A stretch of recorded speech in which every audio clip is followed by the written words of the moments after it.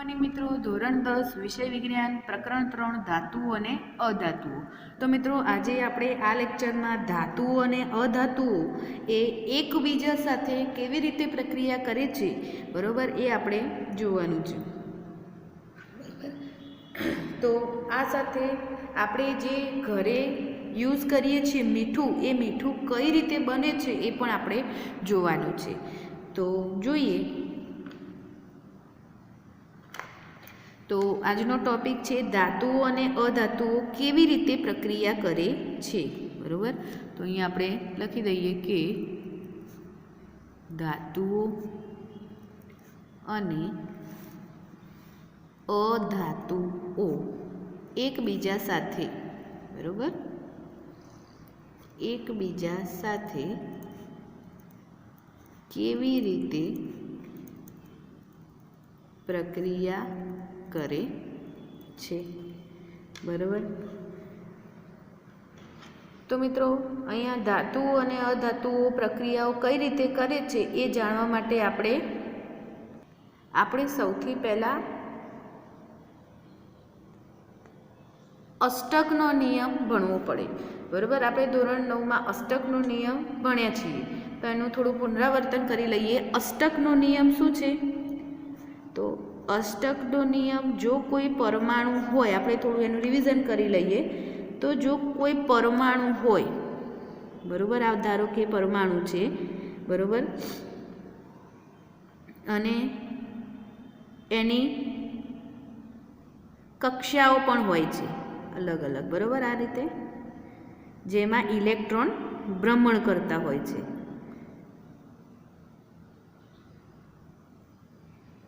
બરાબર. તો આ જે ઇલેક્ટ્રોન છે એની કક્ષાઓમાં શું કરે છે? ભ્રમણ કરે છે બરાબર.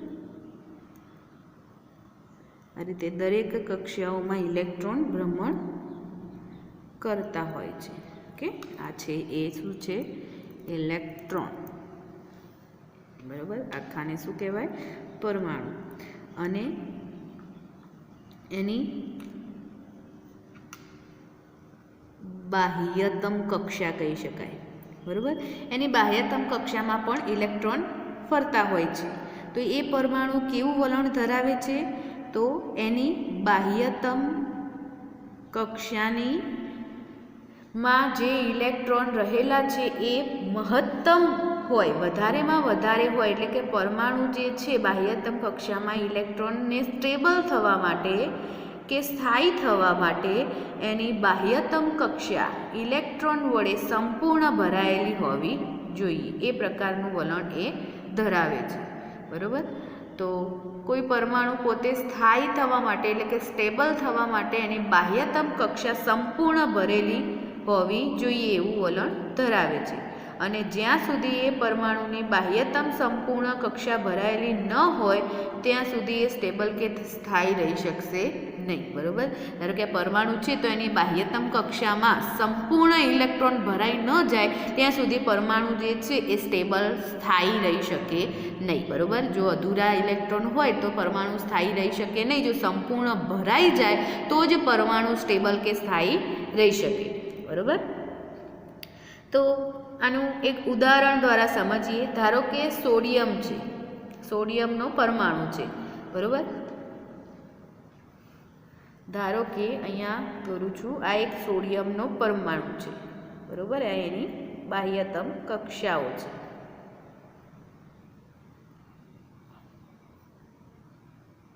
એક મિનિટ.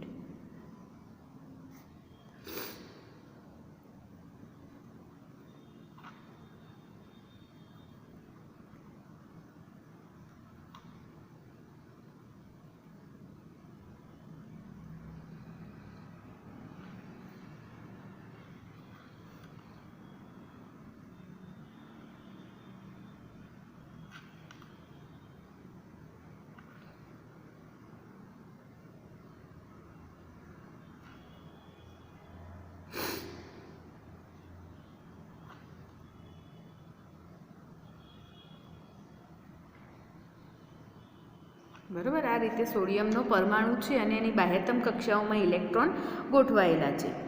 બરાબર.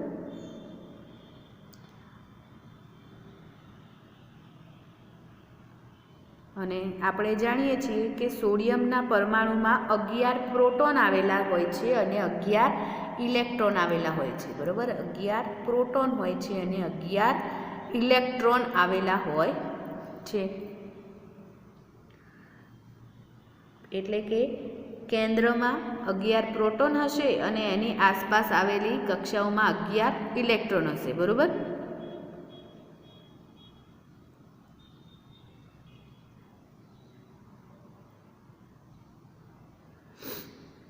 આમ જે સોડિયમની પહેલી કક્ષા છે એમાં 2 ઇલેક્ટ્રોન હશે. બરાબર. આ જે પહેલી કક્ષા છે, બરાબર, એમાં 2 ઇલેક્ટ્રોન હશે. પછી જે બીજી કક્ષા છે, પહેલી કક્ષાને આપણે શું કહીશું? કે. બરાબર. પહેલી કક્ષા જે છે કે એમાં કેટલા ઇલેક્ટ્રોન હશે? 2 ઇલેક્ટ્રોન હશે. બરાબર. પછી બીજી જે કક્ષા છે આને આપણે શું કહીશું? એલ કહીશું. બરાબર. એમાં કેટલા ઇલેક્ટ્રોન હશે? 8 ઇલેક્ટ્રોન હશે. અહીંયા ભલે મેં દોર્યા નથી, પરંતુ આટલા ઇલેક્ટ્રોન ગોઠવાયેલા હશે. બરાબર. પછી જે ત્રીજી કક્ષા છે એમ, જેને આપણે એમ કહીશું, એમાં કેટલો ઇલેક્ટ્રોન હશે? 1 ઇલેક્ટ્રોન ગોઠવાયેલો હશે. બરાબર.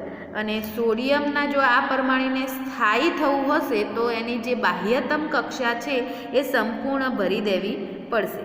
બરાબર. જો બાહ્યતમ કક્ષામાં તો ફક્ત કેટલા છે? 12ની કક્ષામાં 1 જ ઇલેક્ટ્રોન છે.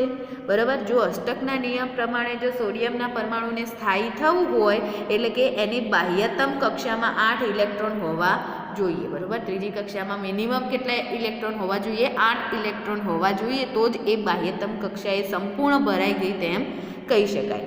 બરાબર. તો અત્યારે સોડિયમની ઇલેક્ટ્રોન રચના શું કહી શકાય? 2 8 1. બરાબર. સોડિયમની ઇલેક્ટ્રોન રચના 2 8 1 એવું કહી શકીએ. બરાબર. પરંતુ એને સ્ટેબલ થવા માટે 2 રસ્તા છે કે જેની બાહ્યતમ કક્ષામાં એ 8એ 8 ઇલેક્ટ્રોન ભરી શકે. બરાબર. પહેલો રસ્તો છે કે એ 7 ઇલેક્ટ્રોન મેળવી. બરાબર.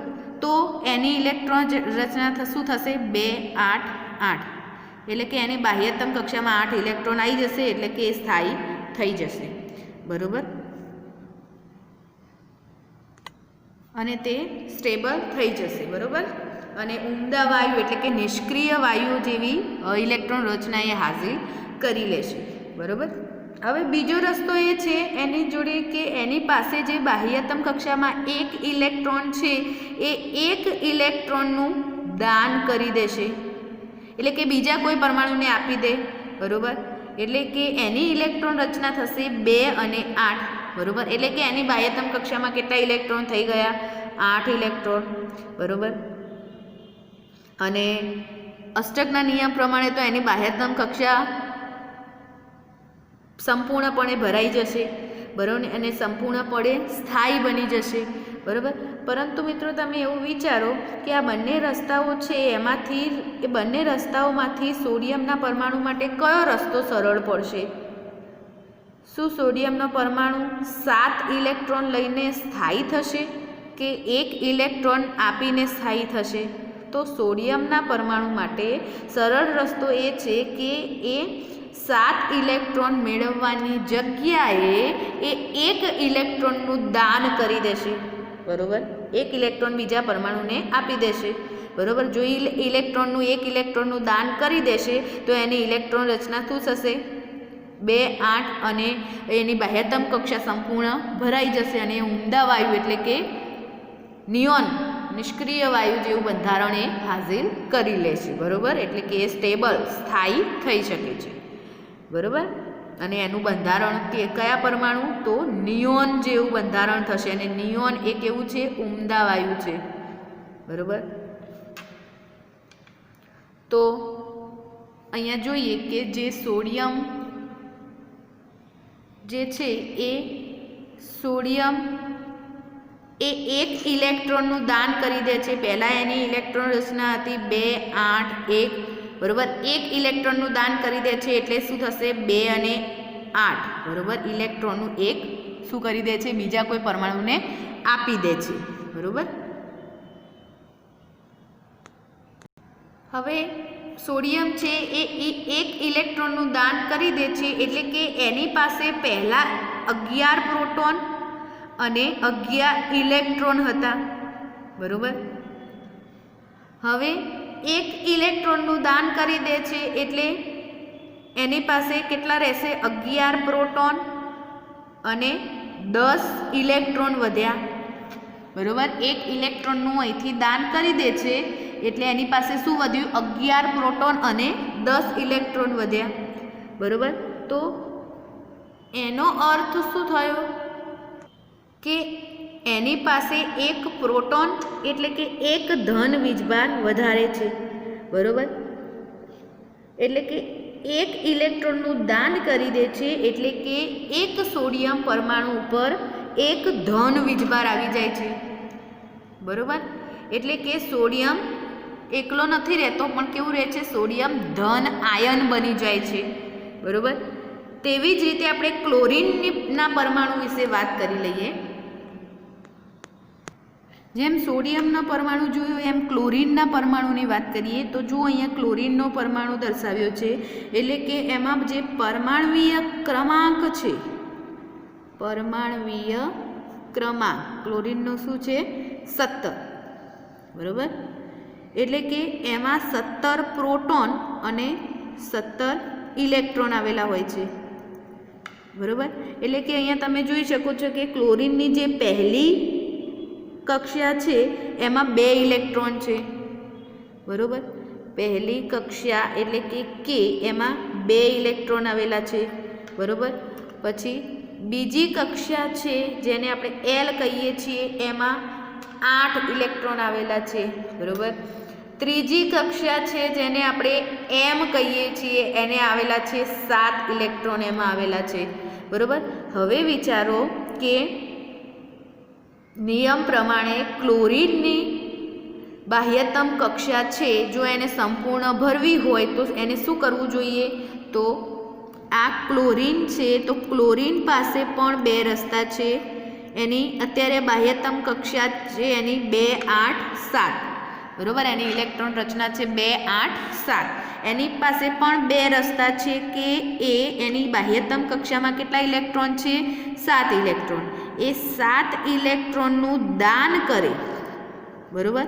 તો એની ઇલેક્ટ્રોન રચના શું થશે? 2 8, એટલે કે બાહ્યતમ કક્ષા પૂર્ણ થઈ જશે, બરાબર. બાહ્યતમ કક્ષામાં કેટલા ઇલેક્ટ્રોન હોવા જોઈએ? 8, બરાબર. તો બાહ્યતમ કક્ષા પૂર્ણ થઈ જશે તો એ સ્થાયી થઈ જશે, બરાબર.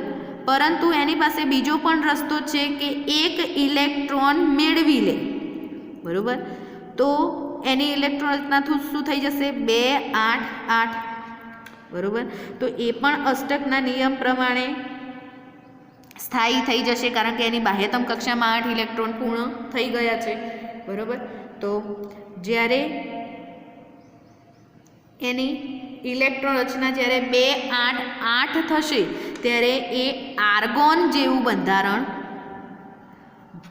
થઈ જશે એનું, બરાબર. અને આર્ગોન પણ નિષ્ક્રિય વાયુ છે અને એને ઉમદા વાયુ પણ કહી શકાય, બરાબર. અને એક ક્લોરીનનો પરમાણુ જે છે એ સ્થાયી થઈ જશે, બરાબર. તો તમે વિચારો કે આ જે ક્લોરીન છે એ કયો રસ્તો અપનાવશે? તો જેમ સોડિયમે કર્યું હતું એવું કરશે? શું 7 ઇલેક્ટ્રોનનું દાન કરી દેશે કે પછી એક ઇલેક્ટ્રોન મેળવી લેશે? કયો રસ્તો સરળ છે? તો ક્લોરીનનો પરમાણુ જે છે એ 7 ઇલેક્ટ્રોન દાન કરવાની જગ્યાએ કોઈ બીજા પરમાણુ પાસે એક ઇલેક્ટ્રોન મેળવી લેશે અને એની ઇલેક્ટ્રોન રચના શું થઈ જશે? 2 8 8, એટલે કે અષ્ટકના નિયમ પ્રમાણે એ સ્થાયી થઈ જશે, બરાબર. તો અહીંયા જુઓ તમે કે ક્લોરીનનો પરમાણુ જે છે એની ઇલેક્ટ્રોન રચના 2 8 7 છે, બરાબર. એ કોઈ એક ઇલેક્ટ્રોન મેળવે છે. જ્યારે કોઈ પરમાણુ એક ઇલેક્ટ્રોન મેળવી લે છે ત્યારે એની ઇલેક્ટ્રોન રચના શું થશે? એક ઇલેક્ટ્રોન મેળવે છે એટલે કે 2 8 7 છે, એની જગ્યાએ એક ઇલેક્ટ્રોન શું થઈ જશે? વધી જશે, બરોબર. હવે તમે જુઓ કે ક્લોરીનની જોડે જ્યારે 17 પ્રોટોન હતા અને શું હતું? 17 ઇલેક્ટ્રોન હતા, બરોબર. તો એની ઉપર એક વધારાનો ઇલેક્ટ્રોન આવી ગયો છે એટલે શું થશે? 17 પ્રોટોન થશે અને 18 ઇલેક્ટ્રોન થશે, બરોબર. એટલે હવે જે ક્લોરીન પરમાણુ છે, ક્લોરીન પરમાણુ રહેતો નથી, એ શું બની જશે? ક્લોરીન ઋણ આયન બની જશે. શું રહેશે? ક્લોરાઇડ. ક્લોરીન ના કહી શકાય પણ શું કહી શકાય? ક્લોરાઇડ ઋણ આયન, બરોબર. એ ઇલેક્ટ્રોન શું કરે છે? મેળવે છે. તો એની ઉપર કઈ નિશાની આવશે? માઇનસની, અને એ ઋણ આયન બની જશે, બરોબર. કારણ કે એની પાસે એક ઇલેક્ટ્રોન વધારે છે, માટે એને ઋણ નિશાની તરીકે આપણે દર્શાવીએ છીએ, બરોબર. હવે આપણે જોઈએ કે સોડિયમ છે એ સોડિયમનો ધન આયન કેવી રીતે બને છે, અને ક્લોરીન છે એ ક્લોરીનનો ઋણ આયન કઈ રીતે બને છે, બરોબર. ધારો કે સોડિયમનો Na+ અને ક્લોરીનનો Cl- એ જોડાય છે તો શું થશે?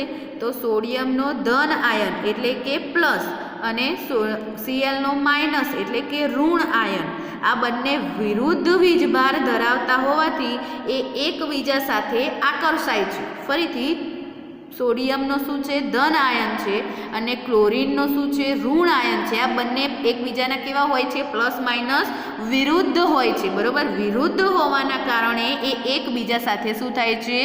આકર્ષે છે, બરોબર. અને Na+ અને Cl- જોડાઈ જાય છે, બરોબર.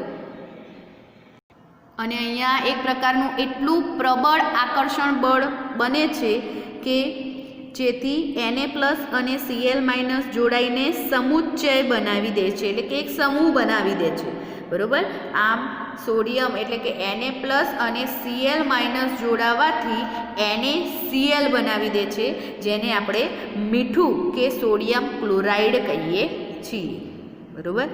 હવે એ જ રીતે મેગ્નેશિયમ ક્લોરાઇડનું નિર્માણ કઈ રીતે થાય છે આપણે જોવાનું છે. આપણે સોડિયમ ક્લોરાઇડનું નિર્માણ જોયું કે Na+ અને Cl- એ આયનો જોડાઈને શું બનાવે છે? મીઠું NaCl બનાવે છે. તો એ જ રીતે મેગ્નેશિયમ ક્લોરાઇડનું નિર્માણ કઈ રીતે થાય છે આપણે આગળના ટોપિકમાં જોઈએ. તો મેગ્નેશિયમ ક્લોરાઇડનું નિર્માણ કઈ રીતે થાય છે? તો અહીંયા મેગ્નેશિયમ જે છે એની જોડે 12 પ્રોટોન અને 12 ઇલેક્ટ્રોન હોય છે, બરોબર. 12 પ્રોટોન અને 12 ઇલેક્ટ્રોન હોય છે, બરોબર. એટલે કે એની ઇલેક્ટ્રોન રચના શું થશે? 2 8 2, બરોબર.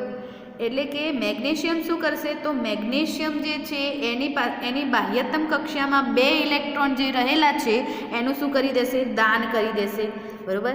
તો 2 ઇલેક્ટ્રોનનું શું થશે? અને એ 2 ઇલેક્ટ્રોન છે એ ક્લોરીનને દાન કરશે. કેમ?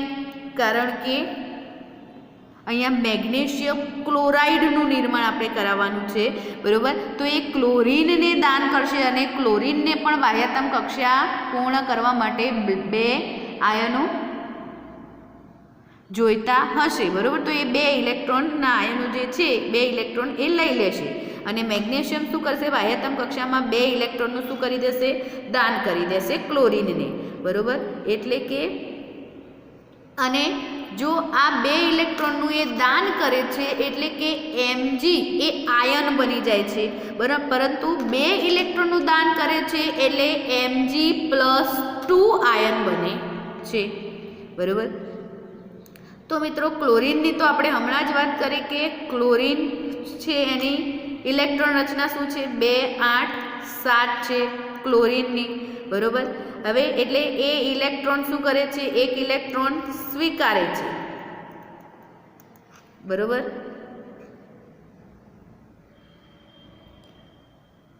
એટલે એ શું થશે? આયનમાં Cl- આયન, કારણ કે ફક્ત એક જ ઇલેક્ટ્રોન સ્વીકારે છે, બરોબર. એટલે અહીંયા તમે જોઈ શકો છો કે મેગ્નેશિયમ ઉપર 2 ધન વીજભાર છે, જ્યારે ક્લોરીન ઉપર 1 ઋણ વીજભાર છે, બરોબર. એટલે હવે આને બેલેન્સ કરવા માટે મેગ્નેશિયમ સાથે 2 ક્લોરીનના આયન જોડાય છે, બરોબર. એટલે કે Mg+2 આયનને બેલેન્સ કરવા માટે એની સાથે 2 Cl- જોડાશે, બરોબર. એટલે આ રીતે MgCl2 બનાવશે, બરોબર. તો આપણે જોયું કે સોડિયમ ક્લોરાઇડ અને મેગ્નેશિયમ ક્લોરાઇડ, બરોબર,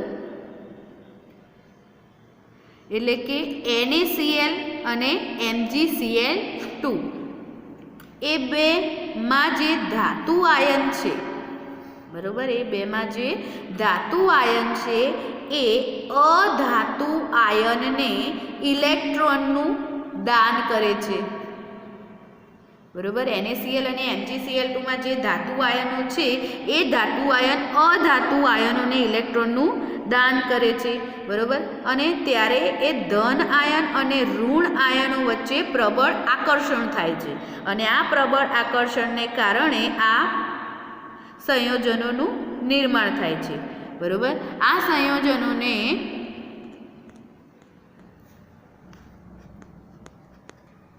વિદ્યુત સંયોજક સંયોજનો પણ કહેવામાં આવે છે, બરોબર.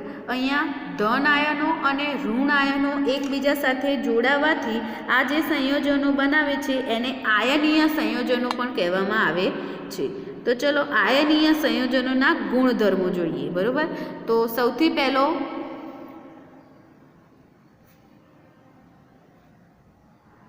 આયનીય સંયોજનોના ગુણધર્મો, બરોબર. તો અહીંયા સૌથી પહેલું છે ભૌતિક સ્વભાવ.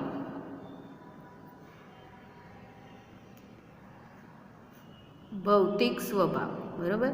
તો અહીંયા ધન આયન અને ઋણ આયનો એકબીજા વચ્ચે પ્રબળ આકર્ષણોથી જોડાયેલા રહે છે, બરોબર. ધન અને ઋણ આયનો વચ્ચે શું હોય છે? પ્રબળ આકર્ષણ બળથી એ જોડાયેલા હોય છે, બરોબર.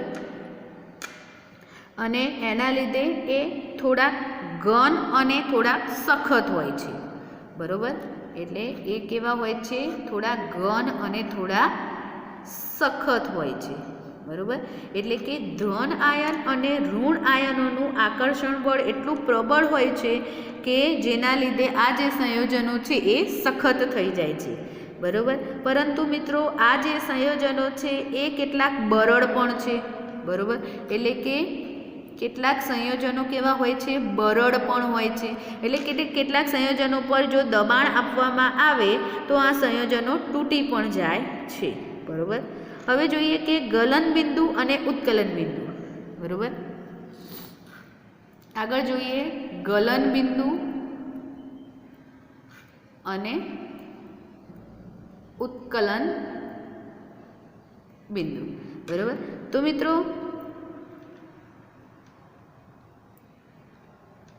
સંયોજનોના ગલન બિંદુ, આવા સંયોજનોના ગલન બિંદુ અને ઉત્કલન બિંદુ ખૂબ જ ઊંચા હોય છે, બરોબર. જેમ કે અહીંયા તમને એક કોષ્ટક દર્શાવ્યું છે, તમે કોષ્ટકમાં જોઈ શકો છો કે અહીંયા જે આયનીય સંયોજનો છે એ ધન આયન અને ઋણ આયનોના પ્રબળ આકર્ષણથી જોડાયેલા હોય છે, બરોબર. અને એ આકર્ષણને તોડવા માટે ઘણી બધી ઉર્જાની જરૂર પડે છે, બરોબર. અને એ ઉર્જાને લીધે, એ આકર્ષણ બળ તોડવાને લીધે અને એના લીધે એ ગલન બિંદુ એના અને ઉત્કલન બિંદુ ઊંચા હોય છે, બરોબર. ત્યાર પછી છે દ્રાવ્ય. તો મિત્રો આ આયનીય સંયોજનો મોટાભાગે તો પાણીમાં દ્રાવ્ય જ હોય છે, બરોબર. મોટાભાગે પાણીમાં કેવા હોય છે? દ્રાવ્ય હોય છે, બરોબર. પરંતુ કેરોસીન, પેટ્રોલ એવા જેવા દ્રાવકો જે છે એ પાણીમાં કેવા હોય છે? અદ્રાવ્ય હોય છે, બરોબર. આયનીય સંયોજનોમાં વિદ્યુતનું વહન કઈ રીતે થાય છે એ જોઈએ. હવે આયનીય સંયોજનોમાં શું વિદ્યુતનું વહન કઈ રીતે થાય છે? તો એના માટે આપણે આયનીય સંયોજનોની 3 અવસ્થાનો અભ્યાસ કરીએ. એક છે ઘન અવસ્થા, એક છે, બીજી છે પાણીમાં દ્રાવણ, અને ત્રીજી અવસ્થા છે પીગલિત અવસ્થા. પીગલિત અવસ્થા. જે ઘન અવસ્થા છે એ ઘન અવસ્થામાં વિદ્યુતનું વહન થશે નહીં, કારણ કે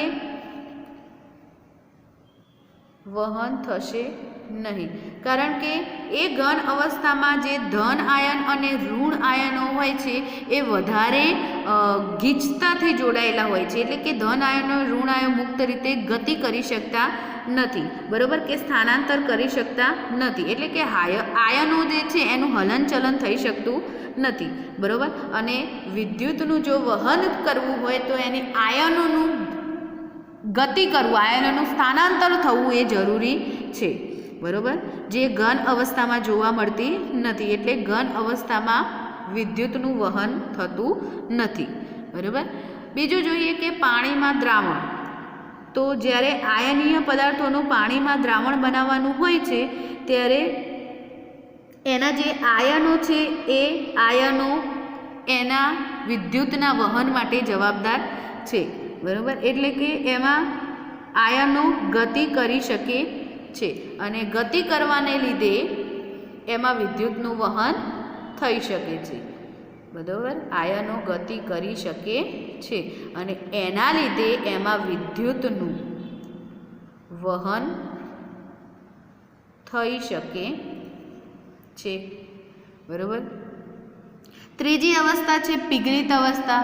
પીગલિત અવસ્થા એ બહુ ઊંચા તાપમાને હોય છે, એટલે કે ઊંચા તાપમાને હોય છે, બરાબર. એટલે કે એને વધુ ગરમી આપી હોય ત્યારે એ પીગલિત અવસ્થા હાંસલ કરે છે, બરાબર. જ્યારે આયનીય પદાર્થો પીગલિત અવસ્થામાં હોય છે ત્યારે જે ધન આયન અને ઋણ આયન વચ્ચે જે આકર્ષણ બળ હોય છે એ તૂટી ગયેલું હોય છે. એટલે કે એવા સંજોગોમાં ધન અને ઋણ આયનો આયનો જે છે એ ગતિ કરી શકે છે, બરાબર. આકર્ષણ બળો એકબીજાથી જોડાયેલા હોય, એ આકર્ષણ બળો કેવા હોય? તૂટી ગયેલા હોય, બરાબર. એટલે આયનો મુક્ત રીતે ગતિ કરી શકે છે, અને ગતિ કરવાને લીધે આયનો જો ગતિ કરે તો એમાં પણ વિદ્યુતનું વહન થઈ શકે છે, બરાબર, કારણ કે એમાં આયનો હોય છે, બરાબર. તો આપણે જોયું કે ધાતુઓ અને અધાતુઓ એકબીજા સાથે જોડાઈને કેવી રીતે આયનીય સંયોજનો બનાવે છે, અને એમાં આપણે જોયું કે આયનીય સંયોજનો કેવા પ્રકારના ગુણધર્મો ધરાવે છે, બરાબર. મિત્રો, હવે જે આપણે આગળ ટોપિક જોવાનું છે એ છે ધાતુઓની પ્રાપ્તિ. ધાતુઓની પ્રાપ્તિ, બરાબર. તો આની વિશે થોડી ચર્ચા કરી લઈએ કે મિત્રો, આપણે જે પૃથ્વી ઉપર રહીએ છીએ, બરાબર, એ પૃથ્વી ઉપર જે જમીન છે, એટલે કે આપણી જે ધરતી છે એની અંદર ઘણી બધી ધાતુઓ રહેલી હોય છે, બરાબર.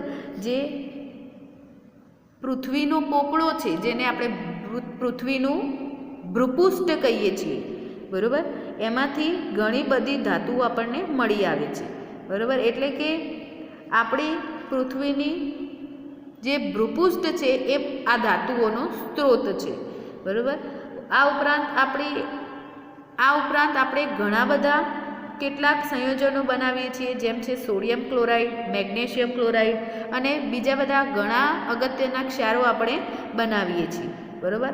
મિત્રો, જે તત્વો કે સંયોજનો પૃથ્વીના ભૂપૃષ્ઠમાંથી કુદરતી રીતે મળી આવે છે એને ખનિજો કહીએ છીએ, બરાબર. લખીએ છીએ અહીંયા, જે તત્વો કે સંયોજનો પૃથ્વીના ભૂપૃષ્ઠમાંથી કુદરતી રીતે મળી આવે છે તેને શું કહેવાય છે? ખનિજો કહે છે, બરાબર.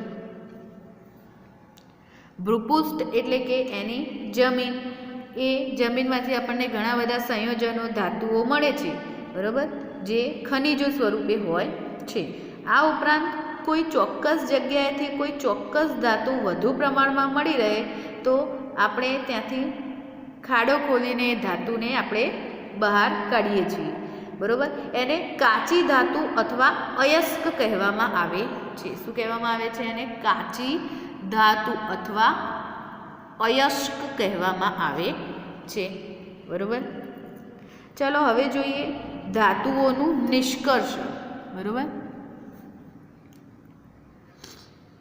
ધાતુઓનું નિષ્કર્ષણ, બરાબર.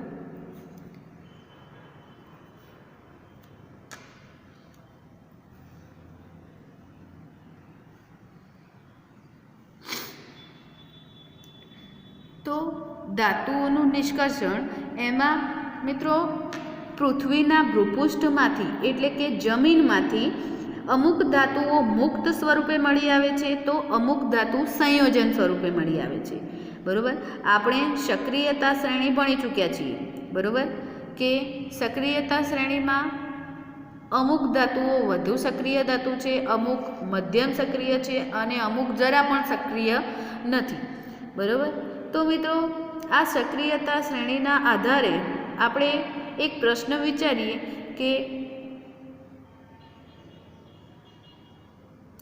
પ્રશ્ન એ છે કે સોનું અને ચાંદી કુદરતમાં મળી આવે છે, બરાબર, મુક્ત સ્વરૂપે મળી આવે છે, જ્યારે સોડિયમ અને પોટેશિયમ એ મુક્ત સ્વરૂપે મળી આવતી નથી, બરાબર.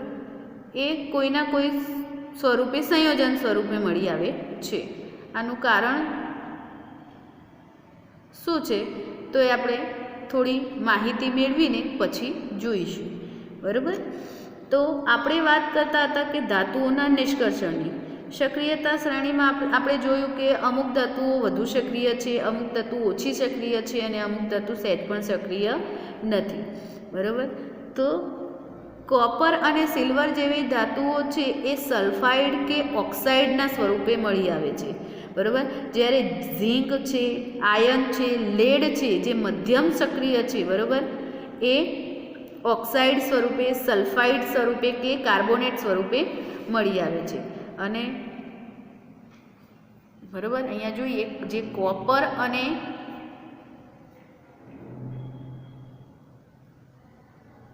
સિલ્વર જેવી ધાતુઓ છે એ છે સલ્ફાઇડ સ્વરૂપે, બરાબર, કે ઓક્સાઇડ સ્વરૂપે મળી આવે છે, બરાબર. જ્યારે ઝેડએન છે, એફી છે, લેડ છે, બરાબર, આ સલ્ફાઇડ, ઓક્સાઇડ કે કાર્બોનેટ સ્વરૂપે આપણને મુક્ત સ્વરૂપે મળી આવે છે, બરાબર. સક્રિયતા શ્રેણીમાં જે ધાતુઓ વધુ સક્રિય છે, જે મધ્યમ સક્રિય છે અને જે ઓછી સક્રિય છે, આ ત્રણે ત્રણ ધાતુઓનું નિષ્કર્ષણ એ અલગ અલગ રીતે કરવામાં આવે છે, બરાબર. મિત્રો ધાતુઓનું નિષ્કર્ષણ કરવા માટે આપણે સૌથી પહેલાં આપણને એ કાચી ધાતુની જરૂર પડે અને એ કાચી ધાતુઓ ઉપર પ્રક્રિયા કરીને અનેક ધાતુઓ મેળવવામાં આવે છે, બરાબર. અહીંયા સક્રિય ધાતુ, મધ્યમ સક્રિય ધાતુ અને ઓછી સક્રિય ધાતુઓને અલગ કરવા માટે એટલે કે નિષ્કર્ષ કરવા માટે અલગ અલગ રીતો વપરાય છે, બરાબર. તો એના માટે આપણે આગળના ટોપિક ઉપર ચર્ચા નેક્સ્ટ લેક્ચરમાં કરીશું. ઓકે, આ લેક્ચરમાં અહીંયા સુધી જ. નેક્સ્ટ લેક્ચરમાં નવા ટોપિક સાથે મળીશું. ઓકે, થેન્ક યુ મિત્રો.